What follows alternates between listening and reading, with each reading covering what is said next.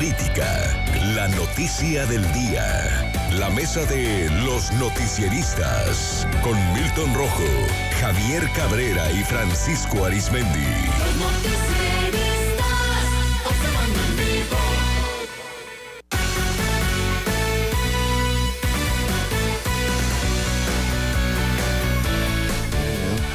Y a la mesa de los noticieristas, saludo a Francisco Arizmendi. Francisco, ¿cómo estás? Buenos días. Buenos días, Sinaloa. A Javier Cabrera. Javier, ¿cómo estás? Buenos días. Buenos días al auditorio. A Milton Rojo. Milton, muy buenos días. Muy buenos días. Bueno, el gobierno federal pretende controlar los precios del huevo, la leche, aceite, frijol, pollo y tortilla, entre otros productos de la canasta básica, mediante un pacto con empresarios y comerciantes. El vocero presidencial, Jesús Ramírez Cuevas, declaró a la agencia Bloomberg que el pacto camina para hacer frente a la desbordante inflación. Reforma obtuvo un listado preliminar de 24 productos cuyos precios pretenden controlarse. El propósito, dijeron fuentes involucradas en las conversaciones, es evitar aumentos injustificados. De prosperar, replicaría los pactos impulsados por los gobiernos priistas como los de Miguel de la Madrid y Carlos Salinas de Gortari, que ha cuestionado reiteradamente el presidente Andrés Manuel López Obrador. Representantes del gobierno federal se han reunido en los distintos días con líderes empresariales para discutir el plan que está por cerrarse en el listado de artículos a topar. Además del huevo y pollo, se incluye la tortilla, frijol, azúcar morena, aceite vegetal y arroz. También se considera la papa, la naranja, el limón, la sardina, el atún, la sopa de pasta. Se añaden bistec de res y chuleta de puerco, cebolla, chile serrano, manzana, zanahoria y jitomate, entre otros productos que son el papel higiénico y el jabón de tocador. La inflación, como ustedes lo saben, pues alcanzó el 7.72% más, del doble del objetivo del Banco de México de 3%, que se ha disparado por los últimos costos de alimentos y gasolinas. En la mañanera de ayer, el presidente dijo que pronto presentaría este plan antiinflacionario. Pues llama la atención esta iniciativa que ha generado ya, Milton, diversas opiniones, ¿no?, de la población y también de los sectores involucrados. Sí, como bien comentas, Luis, esa fue una fórmula que nos recetaron los gobiernos desde 1987 con Miguel de la Madrid. Recordemos que allá teníamos la inflación en 3 dígitos. Y después se viene con Carlos Salinas de Gortari con aquellos famosos pactos de solidaridad. ¿Por qué? Porque, como bien dice Francisco, el refri, ¿no? O sea, si está bien el refri, está bien la gobernabilidad del país.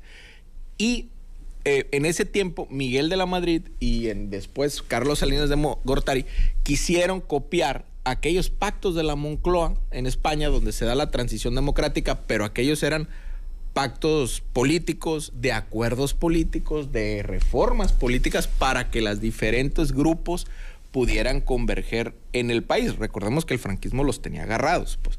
Pero, y acá en México lo quisieron copiar por el lado de los precios. O sea, y tenemos la inflación en 182, hay que pactar y detener la espiral inflacionaria, diciendo pues que el aceite va a estar, por así decir, en aquel tiempo a 10,000 pesos. No digo, eran los tiempos de los 3 ceros, ¿no? De los viejos pesos. De los viejos pesos.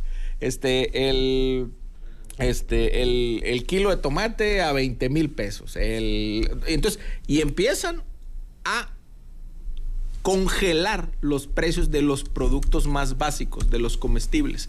Y obviamente también el gobierno tiene que trabajar en el tema de los combustibles. ¿Por qué? Porque pues ya ves que ha estado deteniendo la alza de la gasolina. ¿Qué va a originar esto?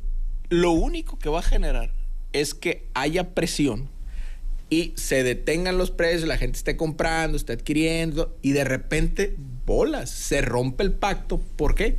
Porque el mercado es irreflexivo, o sea, va a subir los precios, pero de uno. O sea, si iban subiendo gradualmente los precios, en 3, 4, 5 meses, la burbuja de precios se va a romper y va a subir. Pero ¿qué está pasando?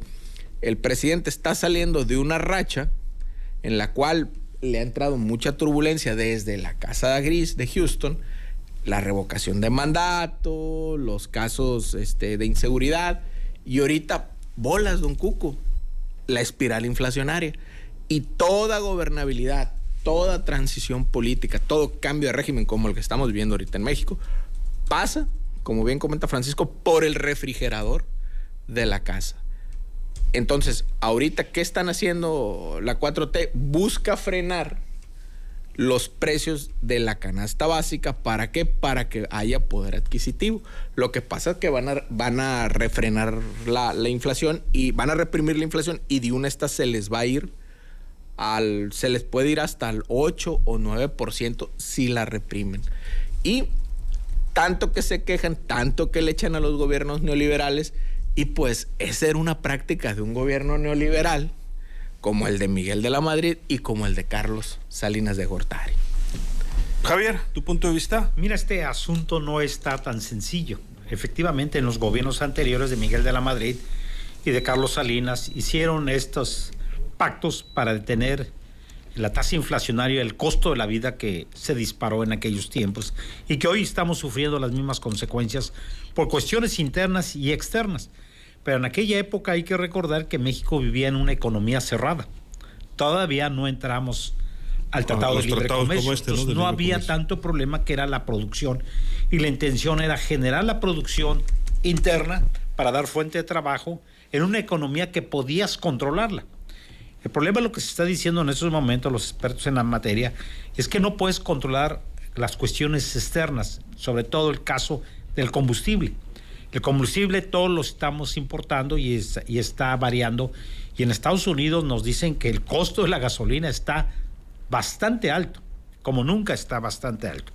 Y el gobierno federal tiene cálculos que va a tener que dejar de percibir más de 400 mil millones de pesos por el impuesto especial a los combustibles, porque está subsidiado todavía. Incluso pues se había dicho que posiblemente le iban a quitar el subsidio, pero estos están viendo que el impacto sería muy fuerte. El gobierno federal ya también está haciendo análisis de poder subsidiar algunos productos, pero eso también tendría implicaciones en el erario público, y lo que se está viendo es de qué forma pudieran hacer unos acuerdos con el sector empresarial para congelar los precios de los productos básicos. Pero eso no es un asunto tan sencillo con un mercado de libre comercio. Entonces veremos si efectivamente qué tan efectivo es y qué tanto tiempo pudieran mantener este control, porque sí está pegando a la economía de todos los mexicanos, sobre todo las clases más desprotegidas que ya están resintiendo el encarecimiento de la vida. Quienes han estado haciendo mediciones de mercado dicen que está por arriba del 9% el incremento de muchos productos de la tasa inflacionaria, por arriba del 9%, y lo que se está viendo es que esto se va a disparar mucho más allá.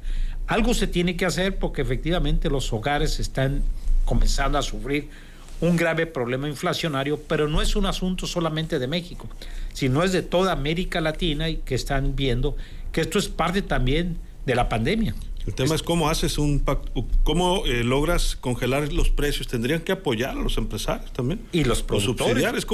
Y no solamente a los empresarios, sí, porque es la última de la cadena. El problema del sector primario, ¿cómo vas a poder controlar si también los precios para producir alimentos se disparan? No es un asunto fácil, no vivimos en una economía cerrada, es una economía abierta, y tenemos que competir con nuestros socios comerciales. Sí, es como si quisieran congelar el precio de la tortilla, pues tendrían que negociar con los precios, los productores de harina de maíz, quizá los maiceros y los tortilleros. Sí, y ahorita que el precio del maíz está sumamente atractivo. O el tema internacional. Con el internacional, que pues no que le digas que les vas a pagar a menos. Sí, está tremendo. O el tema del transporte, que por cierto, y tienen razón, el problema es cómo se paga, que quieren que descongelen el precio de los estudiantes, que aquí está en 3.50, hace muchos años, casi no sube, y no está a la mitad del costo del boleto como era originalmente, ¿no? Y en parte entendemos mucho a los transportistas, porque el diésel pues está por los cielos y los insumos. Y no hay. Francisco. Por eso las máximas populares son muy certeras. Nunca hay que decir de esta agua no hay de beber, porque se puede uno ahogar. Ahí están, en el momento que esto se vaya a concluir, pues se van a poner en práctica estilos que se hicieron pues en la época del PRIAN, Miguel de la Madrid, Zedillo, Carlos Salinas, etcétera. El propio Felipe Calderón, cuando hubo un problema con el precio de la tortilla, inmediatamente reunió a todos los industriales, sobre todo en Monterrey, pues para llegar a un acuerdo. ¿Qué le interesa a la gente? La gente no entiende eso de neoliberal y conservador. La gente entiende que quiere tener suficientemente que le rinda el recurso económico, sobre todo el ama de casa, que son los mejores economistas de México, que les alcance, independientemente de cuáles sean las medidas, si son pactos o no pactos. Pero ya era hora que este gobierno del presidente López Obrador metiera mano ante esta situación, porque es aplaudible los incrementos que él ha empujado al salario mínimo, pero quedan hechos añicos, ¿no?, sin llegar a estos acuerdos empresariales. ¿Cómo va a funcionar esto? No lo sabemos, pero antaño, en los gobiernos del PRIAN, la reciprocidad era un bulevar de doble sentido. O sea, saben, yo voy a ceder esto, pero tú qué consideraciones fiscales me vas a hacer. Ahí es un tema que el presidente no ha querido ceder, ni aún en medio de la pandemia, cuando le decían que para evitar que muchas empresas cerraran, se hicieran consideraciones sobre todo de tipo fiscal a los empresarios y se mantuviera la mano de obra. Y dijo, no. Únicamente vamos a autorizar préstamos de auxilio de 25,000 pesos a pequeños empresarios, productores, etcétera. Y así fue. Resultado, cerraron muchas empresas. En otros países del mundo donde los gobiernos sí apoyaron a sus empresarios, se mermó bastante poco la pérdida y el cierre de empresas. Aquí, pues, el presidente le dijo a los empresarios, rásquense con sus propias uñas. Claro, en todo esto hay nivelitos. Entonces no sabemos al momento que se presente con el sector empresarial cuál va a ser ese pacto. O sea, está bien, nada más ¿qué nos vas a dar a cambio como empresarios? Ahí es donde viene lo bueno. Bueno, todo eso a la gente no lo ve, no le interesa. La gente, como siempre lo he dicho, su mejor economía, su mejor estadística, si las políticas públicas de este país están funcionando, es que su refrigerador tenga al menos lo suficiente para darle calidad de vida a sus hijos, ahí a la familia. Pero mientras se siga presumiendo que las políticas públicas son buenas, son excelentes, y el refri esté prácticamente como si lo acabaran de pintar o lo acabaran de estrenar, es decir, vacío, ahí es donde se refleja que las cosas no van bien.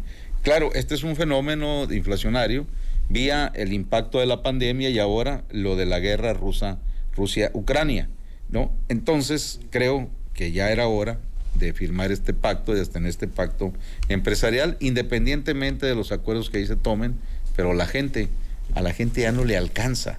Y en lo de los transportistas, Luis Alberto, ¿cómo no los vamos a entender si nosotros también le echamos gasolina al carro? Sí, está muy duro. Y está muy duro, o sea, ya sabemos cuánto estamos gastando a la semana para llenar el tanque, ¿no?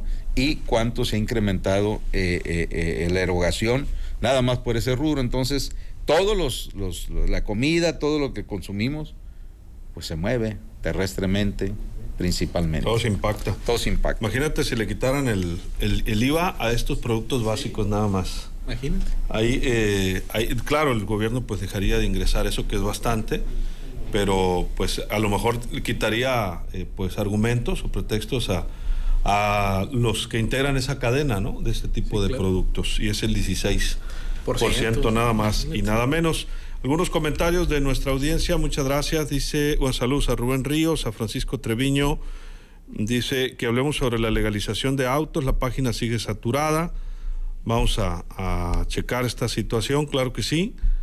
Cómo no, mucha gente que pues ha venido comentando esta situación. Discúlpeme, ahí lo borré sin querer el comentario, Francisco.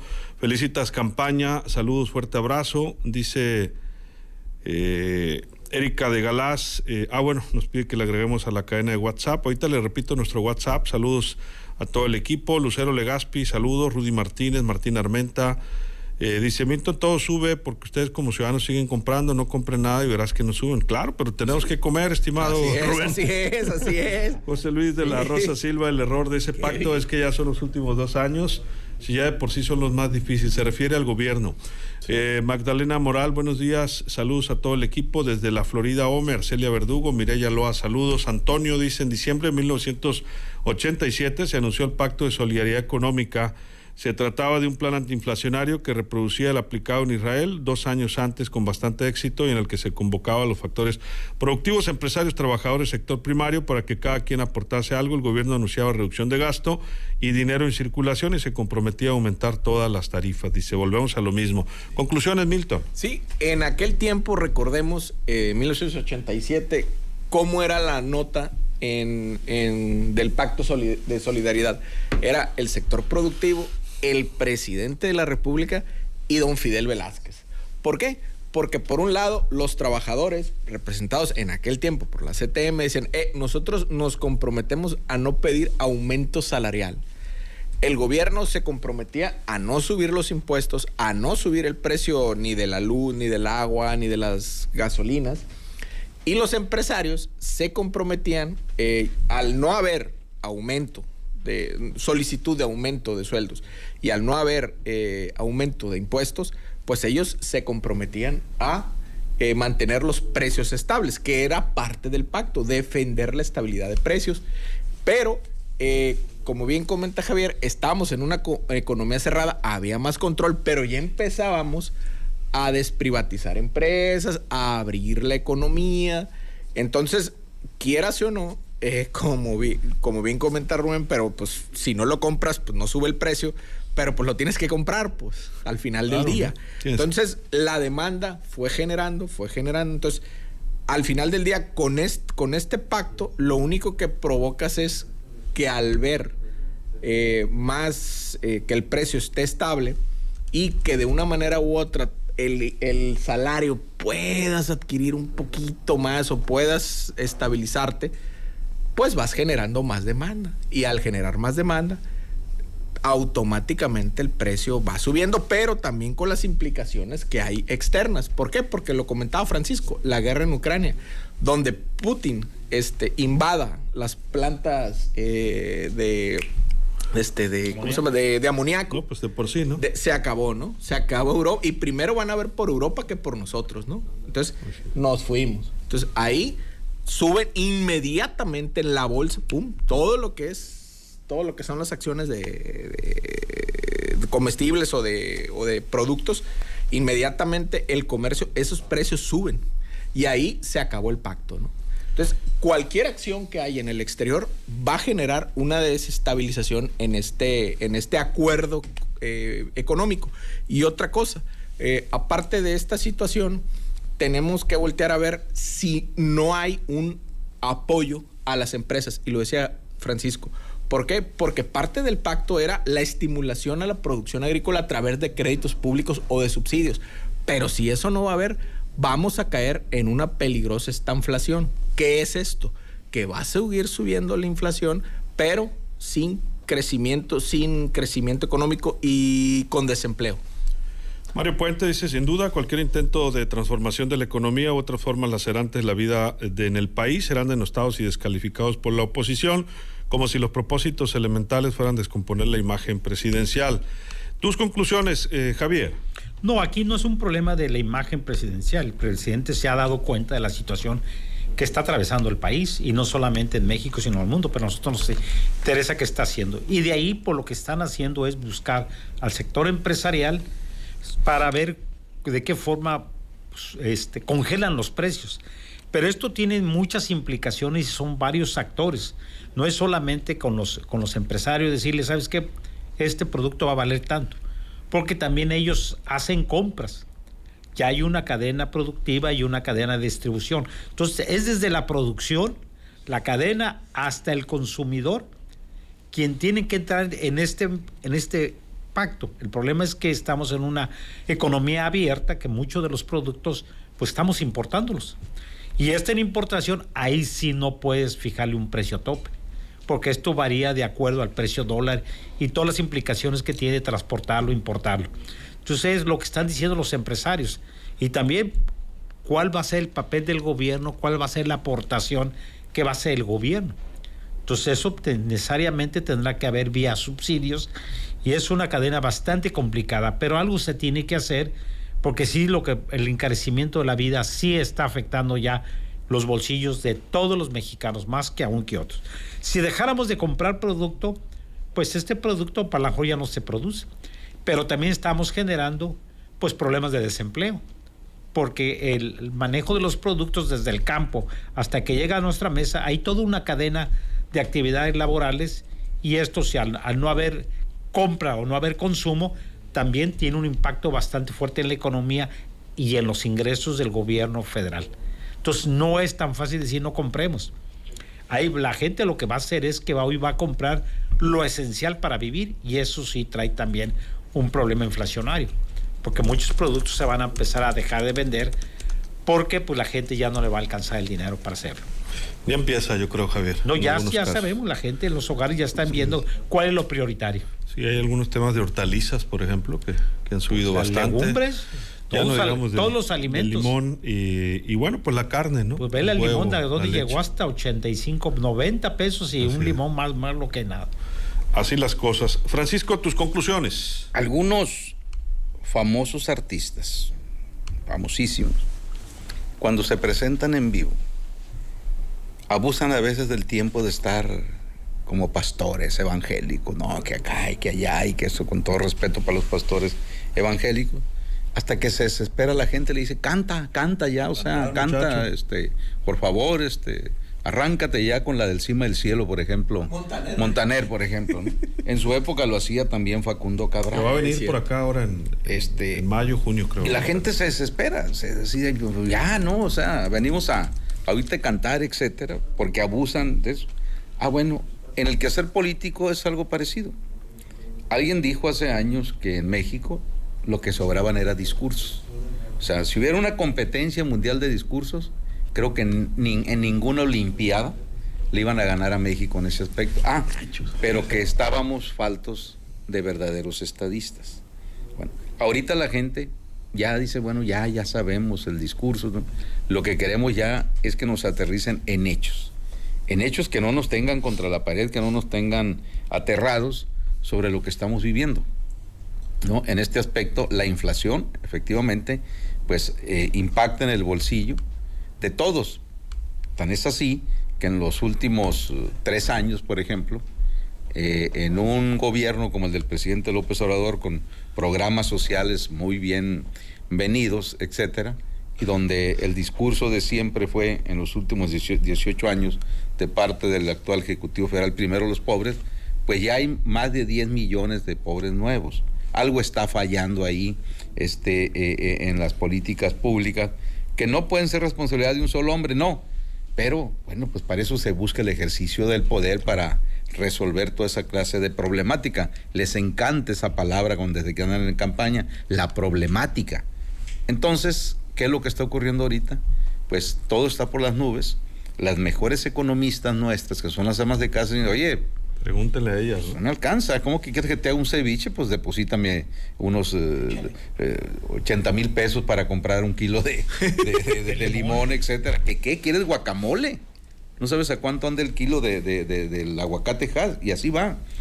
Carne, ay, por Dios. Y aparte quieres diezmillo y ribeye, no señor, o sea, entonces creo que la gente ya lo que quiere en esta época, sobre todo en épocas difíciles como las que estamos viviendo, deben de emerger los verdaderos estadistas, ¿no? Y pueden seguir por su ruta del discurso, bien, pero queremos que ya haya hechos que nos mejoren la calidad de vida, sobre todo a los más desposeídos. ¿Por qué? Porque de sexenio en sexenio ha habido presidentes hasta que derraman una lágrima por los desposeídos.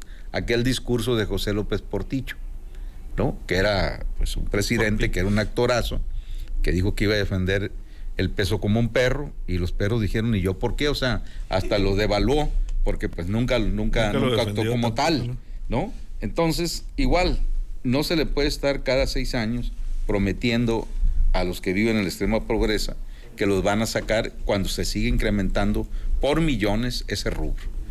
Se le ve que le ha sufrido, Francisco, con la solicitud de esos alimentos. No, pero es que te voy a decir una cosa.